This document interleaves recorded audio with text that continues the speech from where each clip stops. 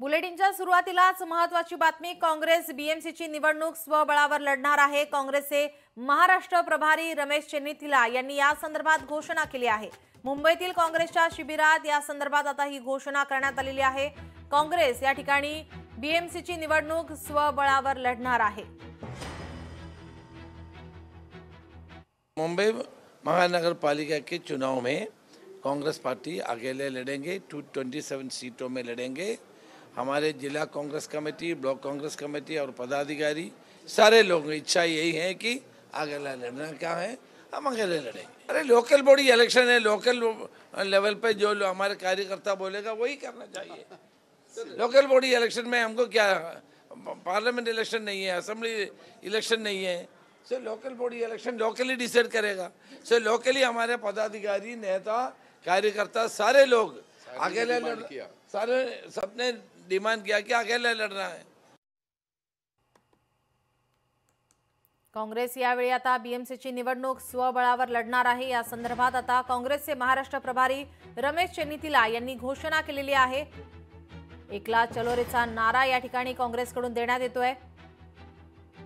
मुंबईमध्ये काँग्रेसच्या एकदिवसीय शिबिरामध्ये ही घोषणा झालेली आहे। काँग्रेसच्या मुंबई अध्यक्षा वर्षा गायकवाड यांनी स्वतंत्र पालिका निवडणूक लढवणार असल्याचा निर्णय घेतल्याची रमेश चेन्निथीला यांनी माहिती दिली आहे। मुंबईच्या पालिका निवडणुकीत महाविकास आघाडी किंवा इतर कोणासोबत न जाण्याचा निर्णय काँग्रेसने घेतलेला आहे।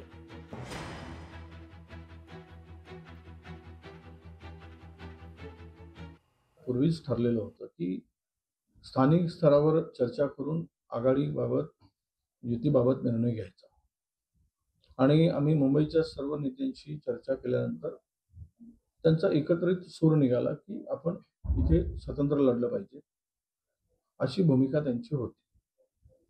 तर मला वाटतं या भूमिकेमध्ये काही बदल झालेला आता दिसत नाही आणि त्यांच्याशी चर्चा केल्यानंतर कदाचित आमच्या प्रभारीने तो निर्णय घेतला असावा आणि त्यामुळे तशी घोषणा करण्यात आली असेल।